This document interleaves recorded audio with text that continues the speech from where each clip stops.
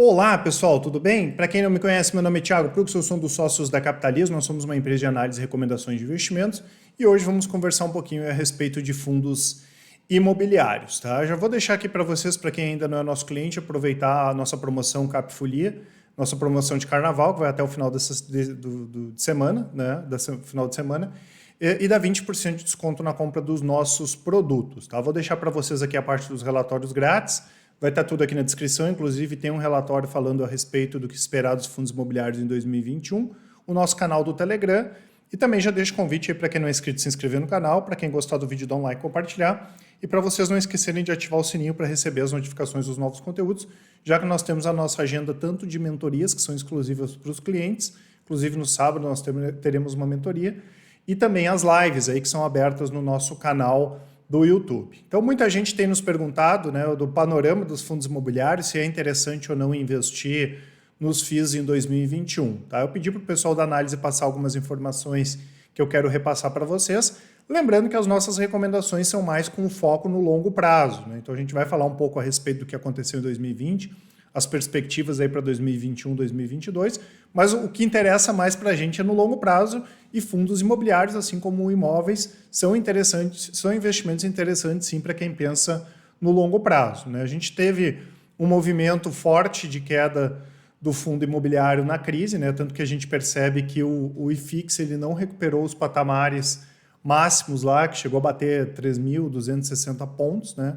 Claro que nós tivemos alguns exageros, né? O fundo imobiliário ele é mais fácil de avaliar do que uma ação, ele tem menos variáveis, e o ano passado mesmo, né? Ou na virada de 2019 para 2020, a gente viu alguns absurdos aí com fundos imobiliários operando com 50%, 60% acima do valor patrimonial. Né? E eu costumo ressaltar sempre que os fundos imobiliários eles têm volatilidade, eles podem ter uma previsibilidade maior, mas isso não significa que não tem volatilidade, tanto quanto a gente percebeu naquele movimento de crise. Tiveram bons fundos imobiliários, né, caindo aí 30%, 40%, 50%. Né? Então nós tivemos alguns setores que sofreram mais, como os fundos de shopping, que caíram 21% na média em 2020, os de lajes que caíram 18%, fundos caíram 14%, e os fundos de logística 6%, e os fundos de CRIs aí conseguiram, na média, ficar positivos. Lembrando que mais de 60% dos fundos imobiliários ainda não atingiu os picos do ano passado, tá? Na média dos fundos aí que a gente acompanha. Então tem muita coisa descontada, né? Claro que tiveram, e a gente vai falar um pouquinho a respeito dos principais setores, alguns que sofreram mais, né? A gente viu em termos de cotação os fundos de shopping sofreram mais, porque justamente os shoppings sofreram mais, né? Normalmente o setor de shoppings era um setor mais resiliente, tanto que se a gente pega em termos de vacância e inadimplência, aqueles ativos que são bem localizados sofreram menos historicamente, mas a crise do ano passado impactou bem nesse setor que era mais resiliente. Né? Então, os shoppings fecharam, o estacionamento fechou, o restaurante fechou tudo, a receita caiu muito, né? Aumentou a inadimplência, muito shopping teve que fazer acordo com lojistas e ainda assim, né, a vacância subiu de uma maneira violenta. No final de 2020 a gente percebeu já uma retomada, principalmente daqueles shoppings que têm uma qualidade superior, muita coisa que estava vaga já foi alugada, né? E ao longo de 2021 a gente deve continuar vendo essa recuperação, mas claro, né, pessoal, a gente tem que ter um pouquinho de paciência e tem que ter um pouco mais de estômago, porque a gente já viu em vários momentos aí as restrições aos shoppings voltando. Muita gente nos pergunta também em relação a essa questão do e-commerce, se isso atrapalha muito, né? Se as pessoas não vão mais em shoppings. A gente não pode esquecer que em torno de 20% das pessoas vão nos shoppings para comprar. Né? A grande maioria delas vai em função de serviços, restaurantes, estacionamento, cinema, enfim.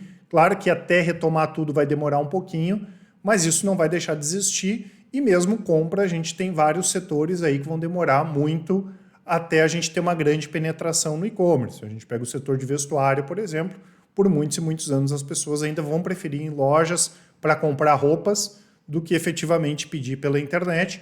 E muitas operações de shopping viram, por exemplo, hubs. Né? A gente já tem serviços aí que a gente pode comprar na internet e o nosso produto vem de uma loja que está localizada num shopping center. Tá? Então, eles podem aproveitar também para crescer com essa questão do e-commerce. Mas claro, né, pessoal, dar preferência para aqueles shoppings que são bem localizados e que são de boas gestoras seria o mais interessante. E nós temos todos os tipos aí de fundos imobiliários, né? Aqui o pessoal colocou 4 deles, nós temos fundos mais tradicionais e fundos grandes como o HGBS, que tem em torno de 16 ativos na carteira, né? O Red Brasil, tem o HSML 11, que é uma gestora interessante, o VISC, tem o MOL 11, que já é um fundo menor, tem em torno de 7 ativos, então tem para todos os gostos, mas como eu falei, dá preferência para aqueles que têm uma localização mais interessante, que vão ser aqueles que vão recuperar mais rápido e que costumam sofrer menos, tá? O segmento de lajes corporativas também sofreu, né, pessoal?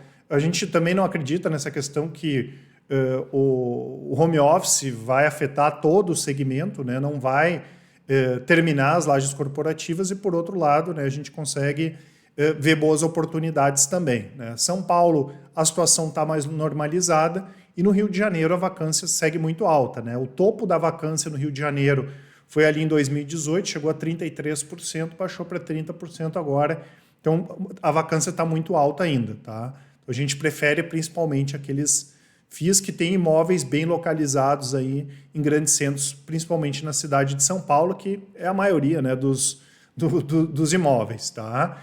E a vacância, até quando a gente pega em comparações históricas, foi baixa em relação ao que o pessoal da análise esperava, né? A gente viu em outras crises ali, 2014, 2015, que a vacância estava muito maior, né? Tanto que deu até oportunidades de compra de vacância, que era comprar aqueles ativos que estavam com uma vacância muito alta, e mesmo hoje os FIIs que têm uma vacância um pouco mais elevada, de 15% a 20%, é vacância concentrada em alguns imóveis, tá? Então acabou não abrindo muita oportunidade nesse sentido de compra de vacância. Também temos fundos interessantes, né? Temos aqui o Pátrio Edifício Corporativo, né? O Pátrio Edifício Corporativo, temos o BRCR que mudou nos últimos anos a gestão, né? Tinha toda aquela polêmica do BTG, eles conseguiram reerguer, fizeram uma reestruturação no portfólio, tem o HGRE do Credit Suisse, temos o Vino Offices e tem vários outros, e a gente espera, né, que 2021 aconteçam negócios grandes. Então, dar preferência para aqueles fundos que conseguem fazer emissões maiores, né, para conseguir se capitalizar e comprar outros imóveis, é o que a gente acha mais interessante. Tanto que nós tivemos essa semana, né, um consórcio que não é muito normal de acontecer, mas o BTG, o Safra e a Equinea, inclusive o Safra já tinha comprado o TB Office, né, e compraram 2 das 4 torres do Rocha Verá, que fica ali na Avenida Nações Unidas, na Marginal do Tietê, em São Paulo. Um negócio aí de mais de 1,2 bilhão de reais. Eles vão dividir, né, essa compra. E, por exemplo, o Quineia, que também tem a parte de industrial, não só de lajes corporativas, e o JSRE do Safra vão dividir um pedaço aqui dessa compra, tá? Então, dar preferência para esses fundos maiores nesse momento de crise que pode aparecer boas oportunidades de compra também é interessante. Já o segmento de galpões logísticos foi ao contrário, né, pessoal? A crise acabou impulsionando principalmente a parte do e-commerce. A gente viu uma alta do primeiro semestre de 2019 para o primeiro semestre de 2020 de mais de 40% no número de consumidores que fizeram compras online, né? Isso que o primeiro semestre de 2020 ainda não era totalmente com crise, né? E esse movimento deve continuar acontecendo. E como o ciclo de construção é mais curto, né, para galpões logísticos, esse setor ele pode se aproveitar com mais rapidez e continuar crescendo em função aí do crescimento do e-commerce, que talvez não vá ser tão grande em 2020, 2021 como foi 2020, mas vai continuar crescendo porque a pessoa que toma o gostinho de comprar pela internet também, ela vai continuar repetindo, fora que a penetração é muito baixa, né, pessoal, né, no e-commerce ainda no Brasil. Tem bastante coisa para crescer. E, claro, a gente tem que ficar de olho na qualidade dos contratos, nos locatários também, e principalmente quando um fundo vai comprar um imóvel, o preço desse imóvel. Porque muitas vezes, quando o mercado está mais aquecido, a gente vê o pessoal acaba pagando muito caro, né? Tanto é verdade que a gente já viu algumas gestoras optando por elas mesmas desenvolverem o galpão logístico. Então, compra o terreno e desenvolve, né, toda a parte de construção, tá? O que também favorece fundos maiores e gestoras aí que já têm um conhecimento maior do mercado. Esse é um segmento que nós temos bons representantes, o pessoal colocou alguns aqui, o Bresco, lá do pessoal da Natura, né, o HGLG, que talvez seja um dos melhores e maiores fundos, um dos mais tradicionais do mercado. Inclusive, o HGLG foi um desses que fez compra de terreno para desenvolvimento. Temos o VBI Logístico, temos o XP Log e assim por diante, então um segmento bastante interessante. Nós temos os recebíveis papéis, né? O pessoal colocou papéis porque tem alguns de recebíveis que também têm cotas de outros fundos, né? Como é o caso aqui do Iridium, lá do pessoal da Iridium, né? O Rafael Selegato, a turma dele que também compra fundos imobiliários, tá? E foi o segmento mais resiliente em 2020, até nós tivemos aqueles fundos que tinham papéis atrelados ao IGPM, já que o IGPM subiu mais de 20%, se beneficiando bastante. Tivemos poucos defaults aí dos CRIs, poucos problemas, mas sempre tem que ficar de olho na qualidade do emissor, né, pessoal? E aqui também nós temos aí FIIs para todos os gostos, né? Tem o HGCR, o Kinea, índice de preços, que tem uma carteira mais sólida, uma carteira com rate mais altos, né, da Kinea e do Credit Suisse. Nós temos aqui o Iridium, né? Como eu comentei, ele também tem cotas de outros fundos. Temos o VRTA, temos o HCTR, que já tem uma carteira um pouco mais agressiva.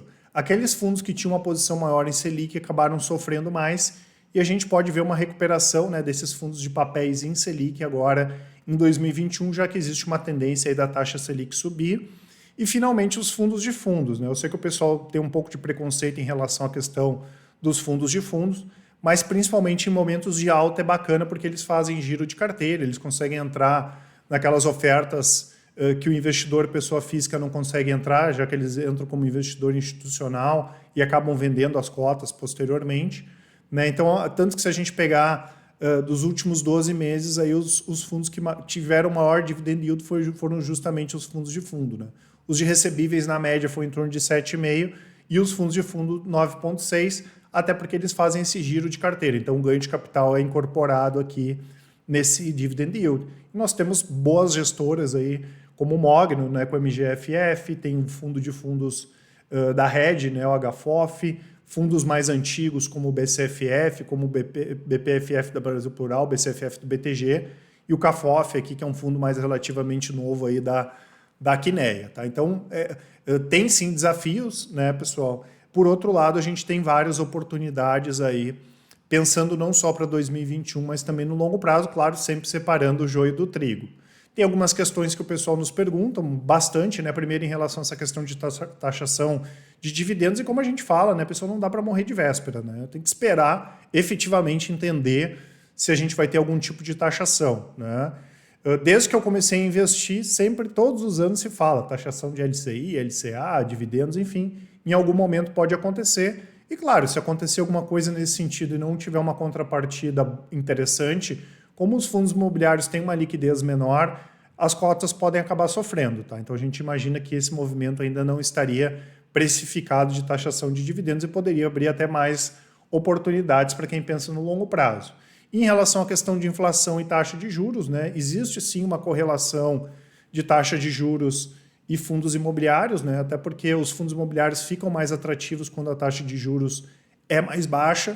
Por outro lado, mesmo quando a taxa de juros está mais alta, tem imóveis que acabam performando melhor, tem os fundos de papéis, né, principalmente os atrelados à taxa de juros, que podem acabar performando bem. Mas, claro, já está dado no mercado que possivelmente a taxa Selic vai subir até o final do ano, né? Se ela ficar nesses patamares comportados, 3%, 4%, não deve ter um impacto tão grande nos fundos imobiliários. Agora, claro, se a gente voltar àqueles patamares de 2 dígitos, daí a gente pode ver sim os fundos imobiliários sofrendo mais. Mas a gente entende que subindo um pouquinho aí não vai atrapalhar em relação à questão dos fundos imobiliários, mas a gente percebe essa correlação de longo prazo, né? Que nós tivemos os fundos a taxa de juros caindo, né? Os fundos imobiliários subindo, aqui as taxas de juros subiram e os fundos imobiliários ficaram no movimento lateral, e quando estabilizou a taxa de juros e caiu, a gente viu uma grande ascensão aí dos fundos imobiliários, que só foi encerrada com a crise do ano passado, que é um movimento bem atípico também. E para quem quer receber as nossas recomendações de fundos imobiliários, né, pessoal, nós temos uma carteira focada no longo prazo. Aqui é desde o final de 2018 até janeiro, né? A carteira performou com 46%, enquanto o IFIX 34%, CDI 12,42% e o IPCA 10,23%. E é uma carteira focada para longo prazo, não é uma carteira de giro, é justamente para aquele investidor que quer ter uma carteira diversificada, né? Nós passamos as recomendações, tem as análises e principalmente para aquele investidor que quer ir comprando aos poucos e montando aí a sua carteira de fundos imobiliários. Tá? Essa carteira faz parte do nosso produto fundos, top fundos, né? Que tem as recomendações de fundos de investimento, incluindo fundos imobiliários, e do produto carteiras. Né? Então, aquele investidor que quer montar uma carteira de investimentos com ações para longo prazo, renda fixa, ouro, dólar, enfim, esse produto carteiras aqui vai conseguir atender vocês. Além disso, nós temos o Full Trader, que é o nosso produto de recomendações de médio e curto prazo. Temos o Capitalismo Completo, que são todos os nossos produtos, e vocês podem utilizar esse cupom, né, o CAPFOLI, que vai estar aqui na descrição, para comprar qualquer um deles. E claro, quem quiser já mandar um e-mail para a gente aí no contato@capitalismo.com.br, dá uma ligada para a gente, o 4003-9127, ou nos chamar no WhatsApp, já deixar uma mensagem, já deixar um áudio ali para a gente, nós estamos 100% à disposição. Tá certo, pessoal? Grande abraço a todos e até mais.